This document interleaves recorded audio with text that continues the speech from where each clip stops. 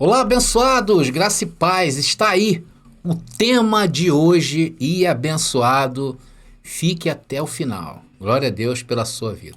E sejam todos vocês bem-vindos ao canal da Graça Pura, glória a Deus aí, mais uma vez, tá, abençoado? Estamos juntos, né? Nos reunindo, nós estamos congregando, e por que não? Nós estamos congregando através dos dados da internet, né? Que bom, né? Imagina se Paulo pudesse ter esse artifício, né? Para divulgar a palavra, com certeza a palavra teria alcançado muito mais excelência, né? Mas estamos aí, abençoado. Glória a Deus pela sua vida. E se você tem assistido ao nosso canal, já é a primeira, segunda, terceira, quarta, quinta, se inscreva, abençoado. É grátis, você não vai pagar nada para isso, tá bom? Toque o sininho para que o YouTube te avise. Olha, a Graça Pura está no ar. Olha, vai lá, veja a Graça Pura. Já deixa o seu like que vem coisas boas por aí. E claro, comentem à vontade, tá bom, abençoado? Pode comentar aí, abençoados queridos, ainda que seja de forma crítica, né? Porque às vezes os abençoados têm pontos de vista diferentes. Aqui nós respeitamos pontos de vista, né? Desde que você seja, desculpa, educado com todos neste canal, tá bom, queridos? Tá aí. E se você amar essa mensagem, claro que você vai compartilhar, tá bom? Bom, eu estou aqui com a minha camisa, né, abençoado? Olha aí, ó. Cristo voltou e você não viu. É a minha segunda pele. E essa semana vai estar chegando a minha segunda camisa, que eu encomendei, né? Até com a estampa "O Diabo Está Morto".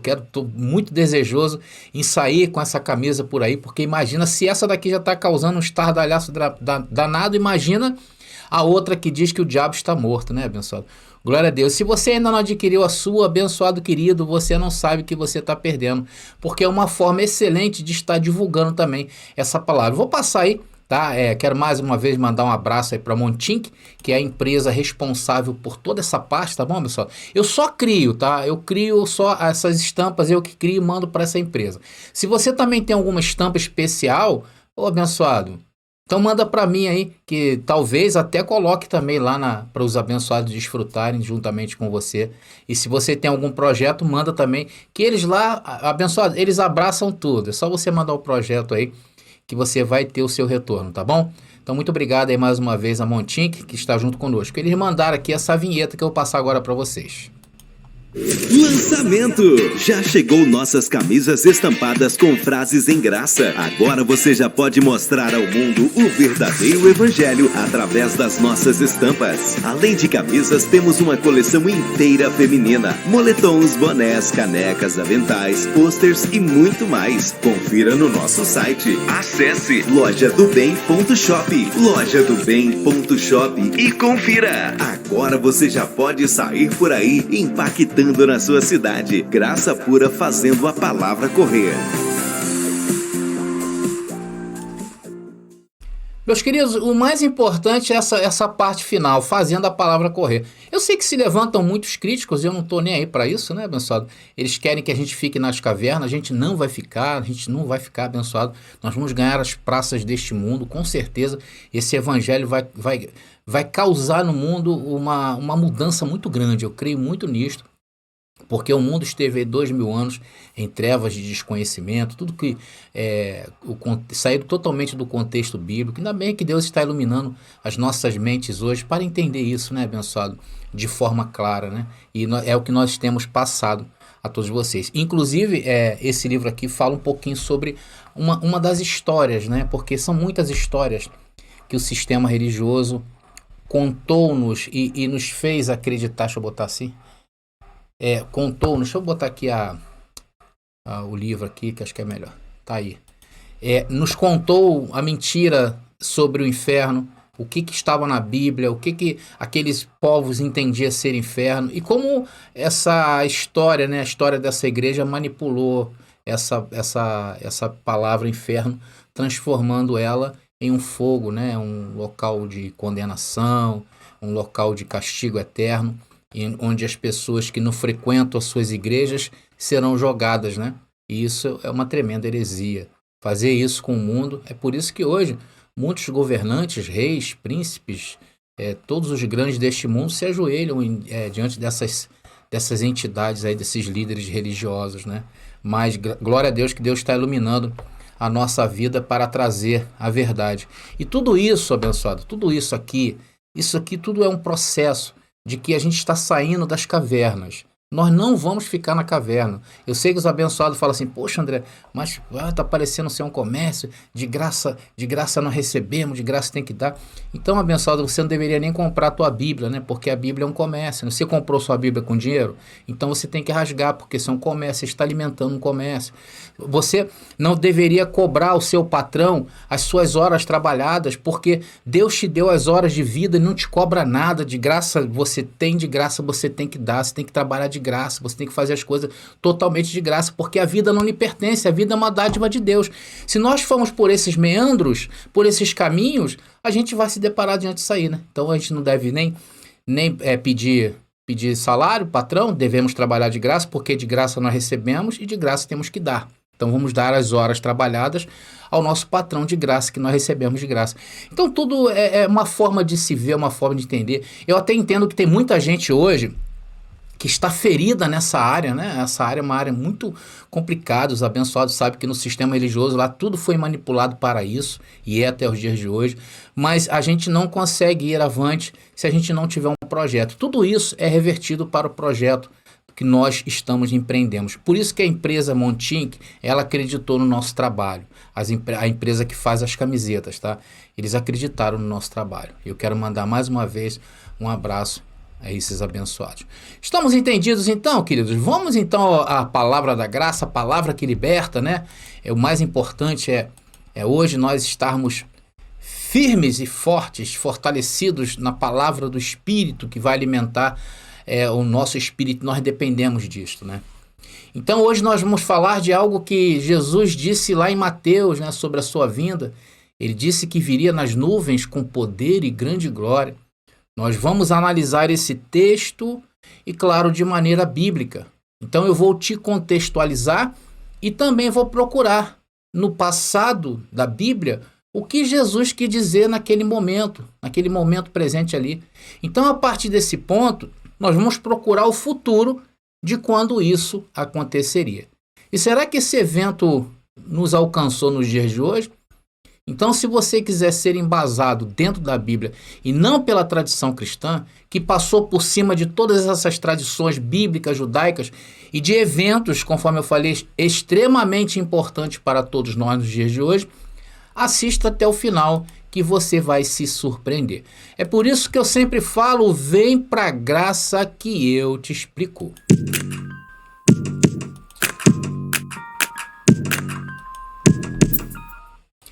Então, abençoados, vamos ao texto que interessa a nós, né? Está aí já, Mateus capítulo 24, versículo 30, que Jesus estava falando sobre o sermão, né? O famoso sermão da montanha acerca das coisas do fim daqueles dias, tá? E nós vamos ver isso aí. Então diz ali o texto: então aparecerá no céu o sinal do Filho do Homem, e todas as tribos da terra se lamentarão, e verão o Filho do Homem vindo sobre as nuvens do céu com poder e grande glória. Queridos, só uma pequena observação que vai nos ajudar bastante a entender quase que 50% do que eu quero passar para vocês nessa mensagem. Todas as palavras relacionadas a um futuro, em qualquer livro, seja livro de ficção, seja livro histórico, ou mesmo a Bíblia, não significa que vai ainda acontecer, tá?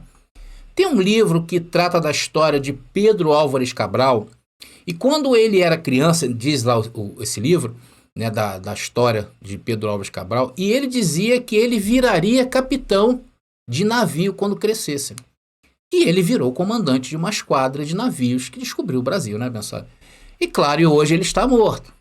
Então, naquela parte do livro, quando ele era criança, se você for ler lá esse livro, vai estar ainda escrito o quê? Que ele viraria um dia um capitão. Ou seja, você vai ler esse texto daqui a 1 milhão de anos e esse texto vai estar apontando para um futuro. E isso é muito comum as pessoas pensarem assim na questão Bíblia. O fato das palavras estarem no futuro não significa que ela não aconteceu. Captou aí, abençoado? Tá? Então esse é o primeiro ponto de contato nessa mensagem. Um outro erro bastante comum também, praticado por aqueles que ensinam no cristianismo tradicional, é não considerar o passado, principalmente no que tange a vinda de Jesus. Eles pegam a partir do futuro, a partir de hoje, e olham para o futuro de hoje. Eles não são capazes de ir ao Velho Testamento. Nós temos que olhar o passado para entender o presente momento que Jesus fala sobre isso, para determinar se aconteceu ou não aconteceu. Porque senão nós vamos falhar nas nossas análises. Igual ao livro que eu citei de Pedro Álvares Cabral. Eu não posso entender que ele se tornou um grande capitão de navios se não olhar lá naquele passado. E muito menos querer futurizar como uma profecia sem fim. Está entendendo? Como que Pedro Álvares Cabral será um dia ainda se tornará. É isso que fizeram com a vinda de Jesus. Um outro detalhe também bastante, que eu considero um detalhe fatal, também é entender o contexto da vida de Jesus de Nazaré. Entender o contexto do que ele estava falando ali no verso 30. Qual o contexto do texto que Jesus estava falando ali? Qual é o contexto? Você saberia me dizer, meu irmão? Qual é o contexto de Mateus capítulo 24, versículo 30? Qual é o contexto? Ou de todo o capítulo 24? Você sabe? Escreve aí. Se você sabe, escreve aí. Escreve aí no chat. Se você não sabe, eu vou colocar aqui para você agora. Vai escrevendo aí para ver se tu acerta. Se encontra em Mateus capítulo 24, no versículo 1 e 2, todo o contexto desse sermão da montanha. E diz ali: E quando Jesus ia saindo do templo, aproximaram-se dele os seus discípulos para lhe mostrarem a estrutura do templo. Então aí estava falando do segundo templo construído pelos judeus. Tá? Jesus, porém, lhes disse: Não vedes tudo isto, apontando para o templo? Em verdade vos digo que não ficará aqui pedra sobre pedra que não seja derrubada. Do que está falando esse texto, querido? Está falando de algo que se possa imaginar nos dias de hoje? Claro que não, né? Aqui está falando do templo e Jesus anuncia sua derrubada. Então, ao ler todo o capítulo 24 de Mateus, você não pode ter outro contexto a não ser a derrubada do templo. Porque se você descontextualizar isso de qualquer texto, você vai errar na sua análise. Vocês entenderam a importância de um contexto? Porque ele te prende à verdade. Ele te prende a essa verdade do texto. A quem Jesus, outro ponto também importante saber, a quem Jesus estava falando nessa passagem? Não é para você. Tira isso da tua cabeça. Até porque nunca a preocupação de ninguém, até hoje, ao ler esse texto, foi a derrubada do templo, não é verdade? Eles pegam aí 24, 30, a partir daí eles começam a confabular, né, as falácias deles para o futuro. Ninguém tem em mente que estava se referindo ao templo de Jerusalém. Você sabe por quê? Não ficamos apavorados com isso que Jesus falou sobre o templo? Porque isso aqui causou apavoramento em quem estava ouvindo Jesus. Mas você sabe por que nós não ficamos apavorados e nem nos chamam a atenção esse texto? Porque não nos atinge. Se o templo está de pé ou não está de pé, não atinge a nós. Se o templo de Jerusalém estivesse de pé, se hoje estivesse de pé, aí sim poderia haver uma preocupação. Por isso que o cristianismo tradicional passa por cima disto. Eu tenho certeza, queridos, que nunca ninguém falou isso para você.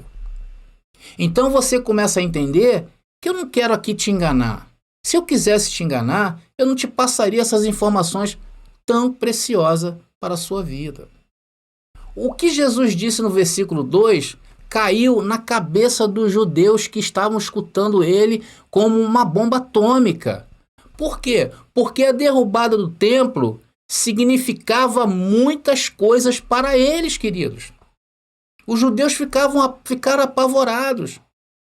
E os judeus guardavam o tempo em que foi derrubado o primeiro templo. Eles vinha à mente deles quando foi derrubado o primeiro templo. Vocês conhecem essa história? Esse aí que Jesus está se referindo é o segundo templo, como eu falei para vocês. Depois vocês procuram na Bíblia a passagem da queda do primeiro templo. Daí você vai entender a preocupação que estava na mente dos judeus quando Jesus anunciou que o templo ia cair. E não na sua cabeça, queridos. Tá entendendo? Então, a quem Jesus falava aqui? Aos seus discípulos. Não foi isso que os discípulos pediram? Nos fala em particular. Porque os discípulos perguntaram a Jesus que sinais haveria antes da queda do templo. Você está entendendo? E com certeza Jesus aqui, quando fala do templo, ele estabelece uma conexão preciosa para entender a sua vinda, que é o quê? A queda do templo. Por isso que o sistema futurizou, porque ele não atentou a isso que Jesus falou. Jesus linkou, ele prendeu, ele trouxe uma conexão entre a queda do templo e a vinda dele. E isso o sistema religioso não te ensina, querido. Mas eu aqui estou compromissado com a verdade bíblica, ainda que ela destrua o seu mundo. Mas eu recebo que Deus irá construir um novo mundo para você, a partir desse entendimento. O seu templo cairá e ele vai construir no seu coração. Veja o que ele disse em 24, versículo 3, vamos repetir aqui. Ou vamos falar, está aqui, ó. Estando assentado no Monte das Oliveiras, chegaram-se a ele os seus discípulos em particular. Olha aí, os discípulos desesperados, o templo vai cair, a única manifestação de Deus, tudo que representa o judaísmo hoje vai cair. Aqueles homens ficaram apavorados. Então, quando Jesus estava mais assim, depois que Jesus falou, eles chegaram lá no Monte das Oliveiras e pediram ao Senhor, os seus discípulos, né, em particular, dizendo: Senhor, dize-nos quando serão essas coisas, que essas coisas, a derrubada do templo, e que sinal haverá da tua vinda e do fim do mundo. Aí Jesus começa a falar sobre o sermão. Vocês estão entendendo, abençoados? Está aí. Então Jesus não está falando para você hoje. Eu vou explicar por que ele não está falando para você. Então agora que a sua mente está mais aberta ao ensino, vamos passar a segunda parte dessa mensagem, que é te explicar os símbolos judaicos, tá legal? Fica ligado aí. Você já está contextualizado com o texto. Então, se Jesus não está falando para nós nos dias de hoje, ele fala para os judeus, e em particular ali, conforme eu mostrei, aos seus discípulos. E ele usa símbolos judaicos para que aqueles que estivessem ouvindo, ou aqueles que leriam naqueles dias o que Jesus falou, né, ia fazer todo sentido. Da mesma maneira como eu lhe expliquei sobre a questão do templo, né? Que para nós não teria nenhuma importância, mas para eles era o símbolo maior da presença de Deus entre eles. Então Jesus fala de várias figuras simbólicas aí no Sermão da Montanha, você tem que ficar ligado nisso. Que para entender, não podemos pensar nisso como se fosse algo literal acontecendo nos dias atuais. Eu não posso pegar o texto que estamos lendo, tá, e tentar decifrar apenas lendo ele. E olhando para o futuro, que é pior ainda dos dias de hoje. Porque se eu fizer isso, o texto vai estar indicando que isso acontecerá de forma visível. Veja, olha só, abençoado. Vou botar de novo aí. Mateus capítulo 24, versículo 30. Tá ali, ó. Então aparecerá no céu o sinal do Filho do Homem. Então eu vou achar que o sinal vai acontecer. E todas as tribos da terra se lamentarão. Então, conforme eu disse aqui, né? Se eu for entender isso sem considerar a tradição judaica daqueles dias, eu vou decifrar assim esse versículo. Depois da grande tribulação, irmãos, haverá sinais nos céus e aparecerá Jesus. E todas as tribos da terra se lamentarão, né? Isso eu vou entender como o quê? Como os países hoje atualmente. Agora eles fazem a interpretação disso aí, né? Eles falam que as tribos aí seriam os países atualmente se lamentarão. E verão o Filho do Homem vindo o quê? Sobre as nuvens com poder e grande glória. Logo eu vou deduzir que a vinda de Jesus é de forma corpórea e visível. Não é isso que nós aprendemos durante toda a nossa vida? Pois é, mas não podemos fazer isso com a Bíblia, queridos. E nem com nenhum livro. Nós temos que entender o contexto. O que Jesus está falando aí pertence àqueles dias. Porque tinha motivo. O que são as tribos do texto? O que você mais ou menos pensa que será as tribos do texto?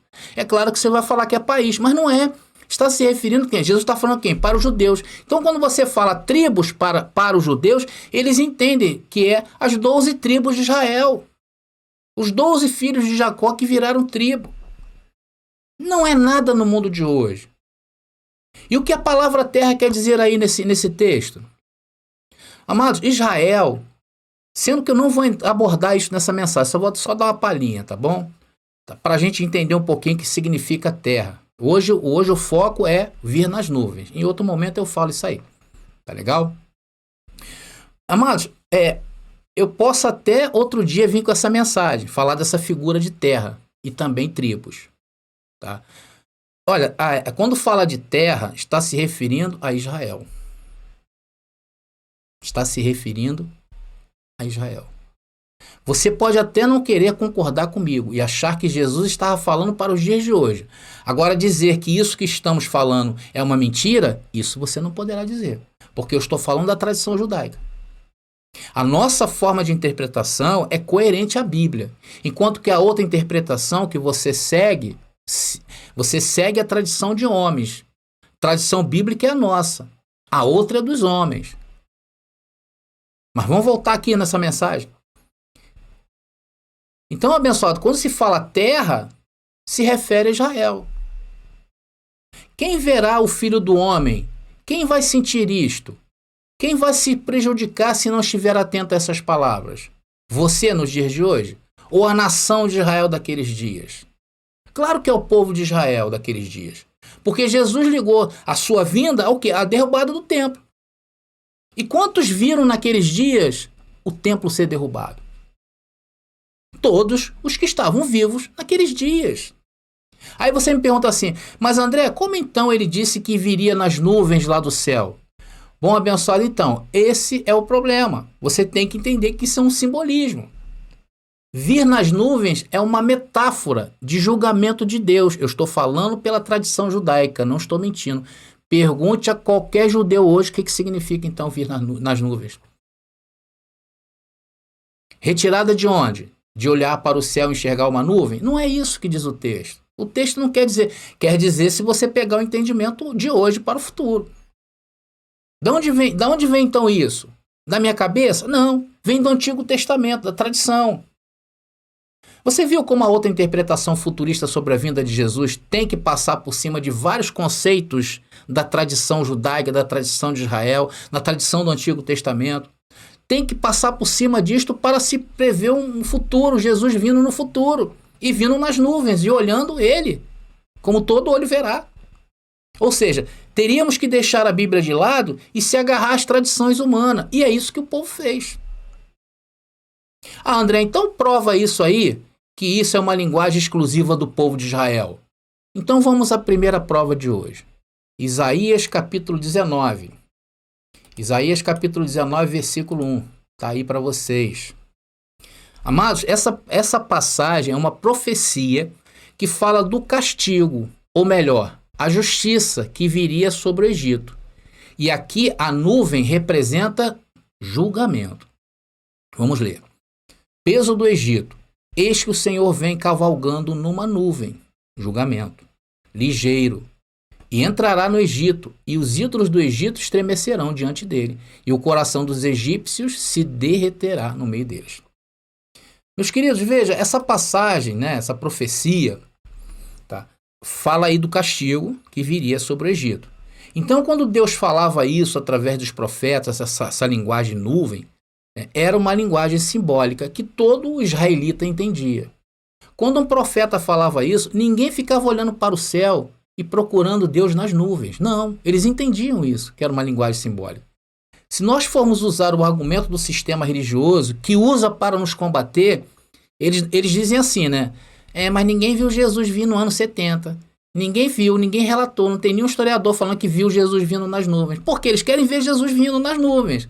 Não é assim que eles nos rebatem? Não é assim ou eu estou mentindo? É assim que eles nos rebatem. Então, ao ler esse texto de Isaías, deveria usar o mesmo argumento. Porque ninguém no Antigo Testamento disse ter visto Deus descer nas nuvens nem cavalgar nelas. E eles questionam isso na Bíblia? Mas ninguém lá, quando Isaías profetizou isso aqui, viu Deus vindo sobre as nuvens. Então essa profecia é para os dias de hoje. É isso. Porque o peso e a medida têm que estar iguais. Eles não podem ser diferentes no argumento e para eles usarem um outro raciocínio. E aí, ninguém viu Deus no Antigo Testamento? Significa que o profeta está mentindo? Então eu deixo para vocês responder essa pergunta aí, tá bom? Ah, André, existe mais textos aí de pessoas que usou essa figura simbólica? Eu estou achando interessante? Tem sim, abençoado. Tem vários. Vamos usar mais uma. E nessa passagem, Ezequiel, que eu vou ler, estava sendo profetizado algo contra Nínive. E Deus, mais uma vez, usa a nuvem para falar de seu julgamento. Vamos ver. Se encontra em Ezequiel, capítulo 30, ou Ezequiel, capítulo 30, sim, versículos 2 e 3. Está aí para vocês. E diz: Filho do homem, profetize e transmita esta mensagem do Senhor soberano. Chorem e lamentem por esse dia, pois o dia terrível se aproxima, o dia do Senhor. É um dia de nuvens. Olha aí, você não pode interpretar isso aí como algo literal. Nuvens densas, um dia de desespero para as nações. Aí está o julgamento de Deus, né? E ainda acrescenta ali que as nuvens vão ser densas. Ou seja, algo pesado viria contra Nínive. E ele usa o profeta Ezequiel aqui para que quem o ouvisse entendesse o recado de Deus. Para o sistema religioso, por ignorar essas expressões judaicas, devem ler esse texto e imaginar um dia nublado, né? Eles devem, porque foi um dia nublado. É muita ignorância, né, abençoado? Abençoado, ainda não te convenci? Eu ainda não te convenci sobre isso? Mas a ideia também não é te convencer, tá bom? A ideia é te posicionar para você saber o que você segue hoje. Não é te convencer aqui, ninguém vai te convencer.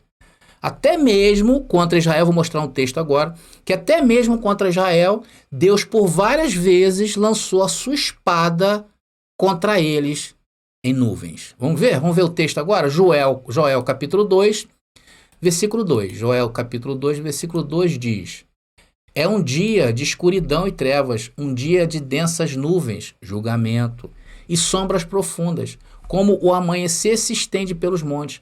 Assim surge um grande e poderoso exército. Nunca se viu algo parecido e nunca mais se verá. Aí está, mais uma vez, Deus usando o profeta Joel e falando de nuvens, julgamento. E em nenhuma dessas passagens que eu li, queridos, nenhuma delas nós entendemos ser literal ou fisicamente. Não vamos entender que Deus veio nas nuvens cavalgando. Não. Está entendendo, abençoado? Então essa noção de vir sobre as nuvens cavalgando, entre tempestades e trovões, é um modo usado no Antigo Oriente Médio. Muitos os povos daquele tempo usavam isso aí para falar sobre divindades vindo julgar nações e cidades daqueles dias. Vocês estão entendendo, queridos? Veja como é fácil. Existem outras passagens, tá? Porém, eu acho que essa já te dá aí um bom entendimento, um bom norte, né? Para a gente pegar agora e voltar lá em Mateus, onde é o nosso foco, para a gente entender. E aí, após passar isso para vocês, vocês vão ter um outro entendimento. Eu vou colocar de novo Mateus capítulo 24, versículo 30. Está aí para vocês, com um entendimento correto. Então aparecerá no céu o sinal do Filho do Homem, e todas as tribos da terra, já entendemos que saía de Israel, se lamentarão, né? Da terra, no caso, a terra, no caso, seria as tribos de Israel, tribos da terra, tá bom? E verão o Filho do Homem, vindo sobre as nuvens, julgamento do céu, com poder e grande glória. Então eu não posso chegar agora aqui em Mateus e achar que Jesus está falando sobre algo literal, concorda comigo? Nós fomos lá atrás, vimos só três versículos que apontam dizendo o que é nuvem. Eu não posso chegar aqui e dar um outro entendimento a isso. Algo literal, eu não posso falar isso. Eu não posso descontextualizar isto daquilo que aconteceu mais tarde, no ano 70 depois de Cristo, que é o contexto disso aí, que foi a data em que o templo veio abaixo. Meus queridos, esse foi o fim do Israel bíblico. Aquele povo lá que não se converteram a Jesus, o Messias prometido de Israel, foram exterminados. Isso que eu estou fazendo é olhar para o passado, para entender o presente e poder fazer uma análise segura e correta do futuro. É assim que estudamos qualquer livro que lemos, queridos. E não somente a Bíblia. Isso serve para a vida de vocês. Nesse caso aqui que nós estamos tratando da Bíblia, nós fomos o quê? Ao passado, fomos lá no Antigo Testamento. Procuramos por essa expressão nuvens e entendemos o presente, que neste caso é Jesus falando em Mateus capítulo 24. Daí fomos o quê? O futuro, a partir de que Jesus disse isso. E não posso passar pela queda do templo de 70 depois de Cristo, não posso passar por cima deste evento, Cristo. Eu não posso fazer isso, porque o contexto do que Jesus estava falando sobre a sua vinda se referia à queda do templo. Ele linkou lá em Mateus capítulo 24, versículo 2.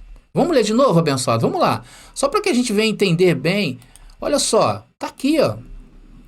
Jesus, porém, lhes disse: não vedes tudo isto? Em verdade vos digo, que não ficará aqui pedra sobre pedra que não seja derrubado. Eu não posso passar por cima disto. Viram por que não podemos sair desse contexto?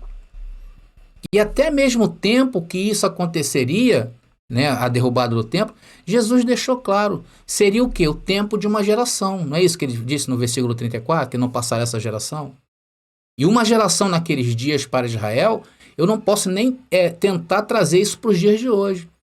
Porque é naquele contexto. Hoje talvez se viva mais, não sei, pode ser. Mas uma geração naqueles dias para Israel representava o período que eles passaram no deserto durante 40 anos. Que eles foram purificados no deserto. Aquela geração má caiu, tombou, morreu, não é verdade? E só entrou 2, Josué e Caleb, na terra prometida. A Bíblia, quando fala de terra, em muitos do contexto dela, se refere a Israel. Tá? São figuras simbólicas. Então, esse período que eles passaram ali, 40 anos no deserto, é o que Jesus fala, geração. Então, aquele período ali foi conhecido como uma transição entre um velho mundo, que eu já expliquei isso em outro vídeo. O velho mundo estava passando, né, o mundo desordenado, e estava se fazendo ali novos céus e nova terra, a terra prometida que Deus prometeu a Israel. Então, assim, na queda de Jerusalém e na destruição do templo, Cristo metaforicamente veio nas nuvens, trazendo o quê? Juízo. Vocês entenderam? Veja, não sou eu que escolhi o que é metafórico ou literal na Bíblia, eu não fiz isso. Mas é a própria linguagem do texto, que tem um correspondente o quê? No Antigo Testamento. Eu não posso tirar esse correspondente, eu não posso cortar o Antigo Testamento do Novo Testamento, porque um é consequência do outro. E isto, meus caros, não pode ser evitado. Bom, eu tive a oportunidade de lhes falar um pouco acerca da palavra nuvens dentro do contexto bíblico, e eu usei somente a Bíblia e não empurrei nada para o futuro. Porque o futurismo empurra com a barriga até os dias de hoje. E muitos mistérios aí que por nós está sendo revelado nesses últimos dias, continua sendo mistério para eles. Amados, você pode até continuar pensando que o que aprendeste nestes lugares que chamam de igreja é verdade. Mas não é a verdade bíblica, é a verdade da tradição, é a verdade deles. Ok, abençoados?